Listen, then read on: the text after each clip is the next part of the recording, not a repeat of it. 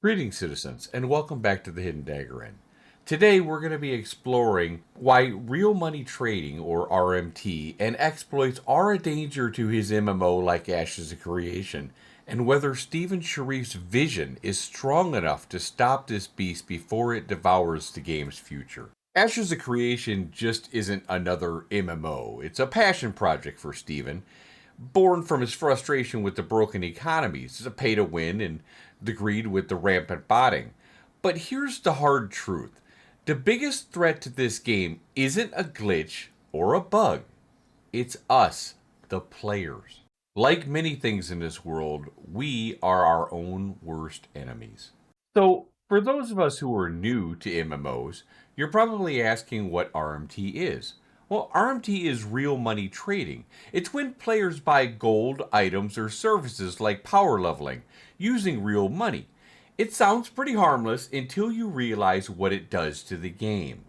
Some of the impacts that you're going to face when you have RMT and exploitation in a game is you're going to have gold inflation, which we've already seen big time in the alpha. It's going to inject massive amounts of currency, making basic items unaffordable for legit players, kind of like somebody listing a piece of armor for 550 gold. Or it's going to create the botting epidemic. RMT fuels 24/7 bots that just don't stop. They constantly keep going.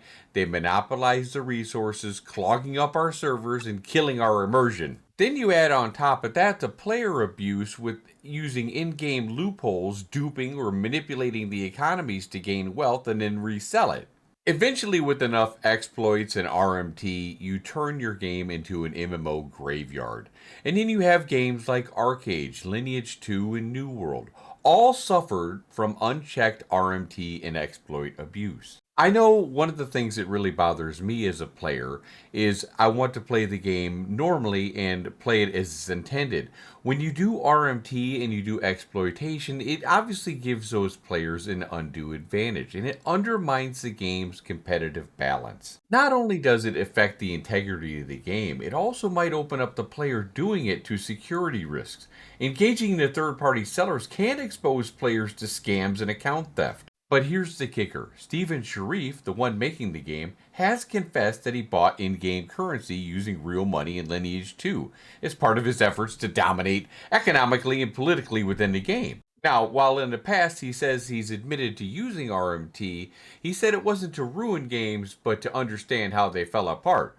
While I believe that now that might be the case, but I'm not going to be naive enough to think at the time, 10, 12, 15 years ago, that he was doing it with plans to make Ashes a Creation. I understand where he's coming from, though, because if you're someone like Steven who has the means to buy pretty much anything you want in game, I think over time you realize that it just really cheapens your experience. And why play the game if you're just going to buy your way into it? While Steven has admitted to RMT, I don't think he's an exploiter, and I certainly believe he doesn't want exploiting in his game, and is going to take every action he can to possibly prevent it. One of the actions that they've already put in is they've put in the easy anti-cheat system, which I gotta be honest with you, I've never liked. I don't feel that it keeps any serious exploits from happening. Anybody who has any significant experience with hacking can get by easily against the server-side exploits with sophisticated botting operations. Knowing Steven's passion for the game and knowing what exploits can do to the game, I have hopes that they're coming up and spending the necessary money to develop software to help combat these exploits, coupled with the GMs that he plans to have, which will help build trust in the community. It'll add quick response time as well for players when they see a bot or something funny going on.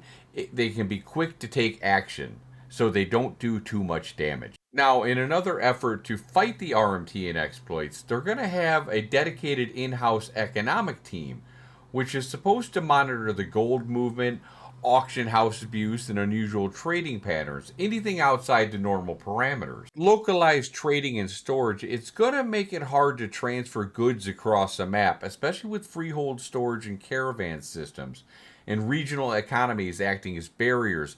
such as there's no global auction houses. It's all going to be node specific. So if the RMTers decide to go ahead and send some caravans across Vera, we might find us some nice loot pinatas if we keep our eyes out. As caravans are public, vulnerable to PvP events. That means RMT traders moving large amounts of goods have a real chance of being ambushed by us real players. It's kind of a deterrent. The more they try to move, the more public and dangerous it's going to become. Along with the anti-cheat and behavioral detection, they're going to have server-side validation, behavioral pattern analysis, and some fast flagging of botting behavior. The dual system layer should help identify and remove bots far quicker than some of the older MMOs in the past. One of the good things is Steven's always been adamant about a no pay-to-win store. Ashes is not going to sell any gold or gear or power, so hopefully that'll take away some of the pay-to-win mentality that players have. One of the other thoughts is there's always going to be guild and social consequences as well. Guilds aren't just groups, they're political powers. Their guild rep can affect the node elections or military ranks and definitely have social influence. So a guild caught exploiting may lose everything. Their leadership, they might break up. It's risky. It's a very risky thing. It could be a reputational suicide, if you will. While we all would like some public shaming and people hanging from the gallows, I think Steven's already admitted concern over not releasing too much personal information because there's concerns over doxing. So he's being careful not to reveal names of the offenders. But players also seek validation if justice has been served. Now it's time for some brutal honesty and a reality check. Can RMT and exploitation ever be 100% stopped? No.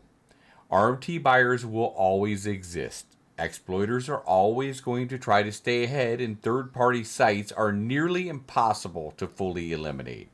But that's not the point. Ashes of Creation is not going to try to eliminate RMT entirely. It's trying to make it so risky, it's inefficient, so that it's just not worth doing. Do I think that'll work? No. I think it's always going to exist whether we like it or not. As much as I want to believe in Steven's vision and that Ashes of Creation is going to be able to change the meta of what's happened to MMOs over the past, I guess at this point I'm in a more of a I'll believe it when I see it mode because it hasn't been done thus far. I hope and pray that Steven can pull it off and his team can pull it off because I would love nothing more than to have a fair, competitive game that all of us could enjoy without having it being ruined by people who just don't care and want to cheat their way to the top. So with Phase 3 coming up on August 4th, I hope that Steven has some tricks up his sleeve, whether that's going to be implementing the Game Masters or certain software that they haven't been using yet, or whatever it is. The players are looking to see how they handle this. Is it going to be another RMT exploitation mess at the beginning of August 4th? Yeah, and I do want to So, comment go on ahead. sorry, just real quick. I No, want to you go comment ahead. on a couple of comments that I see right here in chat about how many Phoenix initiatives have you removed for banning? How many PI have you moved from banning? I watched a video by Copium Clinic. I only unfortunately was able to watch like the first 15 minutes or so of it. And I responded to a Reddit thread this morning that I think was posted with regards to, banning and whatnot. There were some comments made about, oh, Friends or Phoenix initiatives, they don't get bans. That is entirely false. That is absolutely not true. I'm not going to comment on who gets bans, who gets suspensions, who gets slaps on the wrist, but they follow our normal enforcement policy. It doesn't matter if you've spent $10,000 supporting this project or if you've spent $1 supporting this project. If you break our terms of service, you are no friend of mine. Now, full transparency, this video was recorded before their latest live stream. And therefore, a few things that I wanted to touch on real quick was Steven's reaction to Dr. Burns or the Copium Clinic's latest video and how some people were basically accusing him of letting PIs and others slide because of being on a friendly basis. Now, Steven often just spews passion for this game. I mean, he's an extremely passionate and genuine person that it would appear.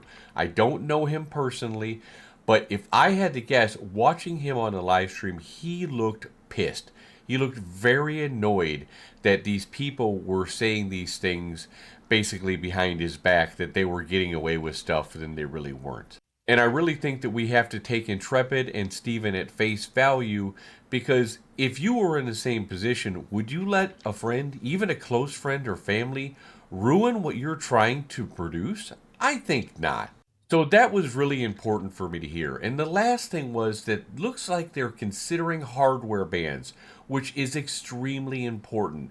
And I would even go so far as to say if they were to ask me for an ID to associate with an account, I'd be fine with that too. So if they asked for a ID for an account creation, or they were doing IP bans or hardware bans, I'm okay with that, because we need some new age solutions for these problems that have plagued MMOs for a very long time.